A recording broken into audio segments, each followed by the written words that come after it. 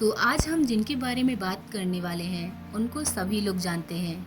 स्वामी विवेकानंद, जो कि भारत के लिए एक गौरव हैं। तो आज हम स्वामी विवेकानंद के बारे में उनकी 8 ऐसी बातें बताएंगे जिसको सुनकर सारी दुनिया नतमस्तक होती है। पहली बात जो उन्होंने कही कि संस्कृति वस्त्रों में नहीं, चरित्र के विकास में है। इस बात के पीछे की कहानी चलिए मैं आपको सुनाती हूँ। एक बार स्वामी विवेकानंद विदेश गए तो उनका भगवा कपड़ा देखकर और उनके सिर पर पगड़ी देखकर उन्होंने उनसे पूछा कि आपका बाकी सामान कहाँ है। तो स्वामी जी बोले कि बस यही सामान है। तो यह सुनकर कुछ लोगों ने उन पर व्यंग किया और हंसते हुए कहा कि ये कैसी संस्कृति है आपकी। शरीर पर केवल एक भगवा चादर लपेटे हुए हैं, न कोट न पतलून। किस तरह का वस्त्र आप धारण किए हुए हैं और कोई सामान नहीं है आपके पास। इस पर स्वामी विवेकानंद मुस्कुराते हुए बोले कि हमारी संस्कृति आपकी संस्कृति से भिन्न है। आपकी संस्कृति का निर्माण आपके दर्जी करते हैं, पर हमारी संस्कृति का निर्माण हमारा चरित्र करता है। ये सुनने के बाद उन लोगों के पास कहने के लिए कुछ बचा ही नहीं। उनकी दूसरी बात थी अपनी भाषा पर गर्व। स्वामी विवेकानंद जी का कहना था कि आप जैसे विचार करेंगे वैसे आप हो जाएंगे। अगर अपने आप को निर्बल मानेंगे तो आप निर्बल बन जाएंगे, और यदि जो आप अपने आप को समर्थ मानेंगे तो आप समर्थ बन जाएंगे। एक बार स्वामी विवेकानंद विदेश गए हुए थे। वहां पर उनके स्वागत के लिए कई लोग आए और उन्होंने उनसे हाथ मिलाने के लिए हाथ आगे किया और हेलो बोला। तो जवाब में स्वामी विवेकानंद ने हाथ जोड़कर उन्हें नमस्ते कहा। तो उन लोगों को लगा कि शायद स्वामी विवेकानंद जी को इंग्लिश नहीं आता। फिर उनमें से एक ने स्वामी विवेकानंद जी से हिंदी में पूछा कि आप कैसे हो। तब स्वामी विवेकानंद जी ने इंग्लिश में उनसे बोला, I am fine, thank you.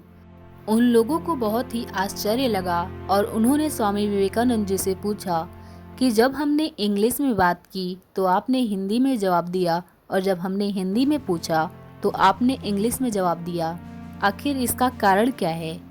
तब स्वामी विवेकानंद जी ने कहा, जब आप अपनी माँ का सम्मान कर रहे थे तब मैंने अपनी माँ का सम्मान किया, और जब आपने मेरी माँ का सम्मान किया तब मैंने आपकी माँ का सम्मान किया। ये जवाब सुनकर वहाँ के लोग समझ गए कि विवेकानंद जी बहुत बुद्धिमान और एक महान व्यक्ति हैं। तीसरी बात जो स्वामी विवेकानंद जी मानते थे कि देने का आनंद पाने के आनंद से बड़ा होता है।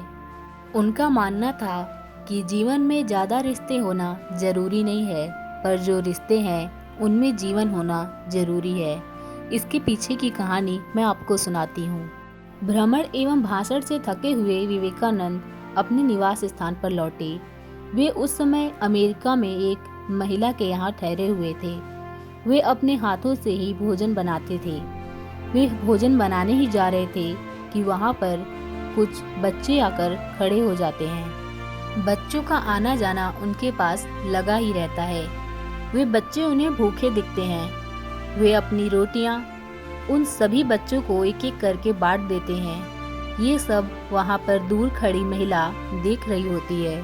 फिर उससे रहा नहीं जाता, वे स्वामी विवेकानंद जी से पूछ बैठती है, आपने सारी रोटियां उन बच्चों को दे डाली, अब आप क्या खाएंगे।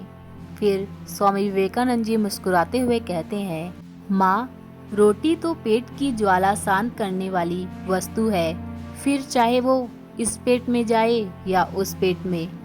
देने का आनंद पाने के आनंद से बड़ा होता है। ये सुनकर वो महिला भाव विभोर हो गई। चौथी बात जो स्वामी विवेकानंद जी के बारे में थी कि उनका सच्चा पुरुषार्थ। इसके पीछे की कहानी क्या है, चलिए हम सुनते हैं। एक विदेशी महिला स्वामी विवेकानंद जी के पास आकर कहती है कि मैं आपसे शादी करना चाहती हूँ। स्वामी विवेकानंद जी बोले, क्यों, मुझसे क्यों? क्या आप जानती हैं मैं एक सन्यासी हूँ। वो महिला बोली, कि मैं आपके जैसा ही तेजोमयी, सुशील और महान पुत्र चाहती हूँ। तो ये तभी संभव होगा जब आप मुझसे विवाह करेंगे। स्वामी विवेकानंद बोले कि मैं विवाह तो नहीं कर सकता, पर हाँ, एक उपाय है। वो महिला बोली, क्या? विवेकानंद जी मुस्कुराते हुए बोले कि आज से मैं ही आपका पुत्र बन जाता हूँ और आप मेरी माँ बन जाओ। इससे आपको मेरे रूप में मेरे जैसा पुत्र मिल जाएगा। यह सुनकर वह महिला भाव विभोर हो गई और विवेकानंद जी के चरणों में जा गिरी और कही कि आप तो साक्षात ईश्वर हैं। पांचवी बात है, जब स्वामी विवेकानंद जी एक बार अमेरिका के सम्मेलन में भाग ले रहे थे। सम्मेलन के बाद में कुछ पत्रकारों ने उनसे भारत की नदियों के बारे में कुछ प्रश्न किए। पत्रकारों ने पूछा कि स्वामी जी, आपके देश में सबसे अच्छा जल किस नदी का है? तब स्वामी विवेकानंद जी ने उत्तर दिया कि हमारे यहाँ यमुना नदी का जल सभी नदियों से श्रेष्ठ है।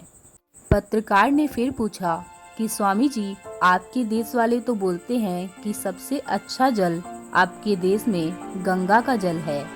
तब स्वामी विवेकानंद जी ने उत्तर दिया कि कौन कहता है कि गंगा एक नदी है? गंगा तो हमारी माँ है और उसका नीर जल नहीं, अमृत है। यह उत्तर सुनकर वहाँ पर सभी लोग स्तब्ध रह गए और स्वामी जी के सामने निरुत्तर हो गए। स्वामी विवेकानंद जी की छठी बात है कि लक्ष्य पर ध्यान लगाओ। एक बार स्वामी विवेकानंद जी भ्रमण के लिए निकले हुए थे और वो भ्रमण के दौरान एक पुल पर देखते हैं कि वहाँ पर कुछ बच्चे नदी में तैर रहे अंडों के छिलकों पर बंदूक से निशाना लगा रहे थे, पर वो अपने निशाना लगाने से बार बार सूख जा रहे थे।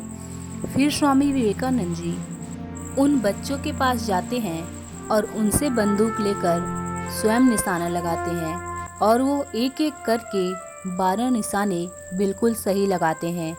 ये देखकर वो सारे बच्चे उनसे पूछते हैं कि आपने ये कैसे किया? तब उन्होंने बोला, तुम जो कार्य कर रहे हो, तुम्हारा दिमाग केवल उसी कार्य पर होना चाहिए। तुम्हारा दिमाग तुम्हारे लक्ष्य पर होना चाहिए। यदि निशाना लगा रहे हो तो दिमाग निशाने पर होना चाहिए, और यदि पढ़ाई कर रहे हो तो पूरी लगन से पढ़ाई पर होना चाहिए। मेरे देश में बच्चों को यही सिखाया जाता है। 7वीं कहानी है, डर का सामना करो। एक बार स्वामी विवेकानंद बनारस में दुर्गा मंदिर से निकलकर बाहर ही आ रहे थे कि वहां पर बंदरों के झुंड ने उन्हें घेर लिया। उन बंदरों से भयभीत होकर स्वामी विवेकानंद वहां से भागने लगे, लेकिन वो बंदर तो जैसे उनके पीछे ही पड़ गए थे। वो उन्हें और दौड़ाने लगे। यह देखकर वहां पर बैठे एक सन्यासी ने स्वामी विवेकानंद जी से कहा कि डरो मत, सामना करो। यह सुनकर स्वामी विवेकानंद ने एक डंडा उठाया और उन बंदरों के पीछे भागने लगे, जिससे डरकर वो सारे बंदर वहां से भाग खड़े हुए। यह देखकर स्वामी विवेकानंद जी को एक सीख मिली कि हमें किसी भी चीज़ से डरना नहीं चाहिए, उसका सामना करना चाहिए। यदि हम डरेंगे तो वो हमें और डराएगा। अब आती है वो 8वीं सीख जो विवेकानंद जी ने एक युवक को सिखाई। स्वामी विवेकानंद जी से एक जिज्ञासु ने प्रश्न किया कि माँ की महिमा सारे विश्व में क्यों गाई जाती है? स्वामी जी मुस्कुराए और बोले कि 5 सेर वजन का एक पत्थर लेकर आओ। जब वह युवक पत्थर लेकर आया तब स्वामी जी बोले कि इसे एक कपड़े में लपेटकर अपने पेट पर बांध लो और 24 घंटे बाद आकर मेरे पास अपने प्रश्न का उत्तर ले लेना। स्वामी जी के आदेशानुसार उस युवक ने अपने पेट पर पत्थर बांध लिया और दिन भर अपने काम को करता रहा और उसे हर क्षण थकान और कमजोरी महसूस होती रही। और उसके बाद और शाम होते होते उसके लिए पत्थर को पेट पे बांधकर चलना फिरना असहज हो गया। और फिर वह शाम को थका हारा स्वामी जी के पास गया और बोला कि स्वामी जी, मैं अब इस पत्थर का भार और नहीं सहन कर सकूंगा। मैं प्रश्न के उत्तर के लिए इतना कठिन तप नहीं कर सकता हूँ। यह सुनकर स्वामी जी मुस्कुराते हुए बोले, तुमसे इस पत्थर का भार कुछ घंटों तक नहीं सहन हुआ और एक माँ अपने पेट में पलने वाले शिशु को 9 माह तक ढोती है और उस दौरान वो अपने गृहस्थी के सारे कार्य करती है। तो इसलिए माँ से बढ़कर इस संसार में कोई नहीं है। तो ये थी स्वामी विवेकानंद जी की 8 बातें जो उन्होंने पूरे विश्व को सिखाई।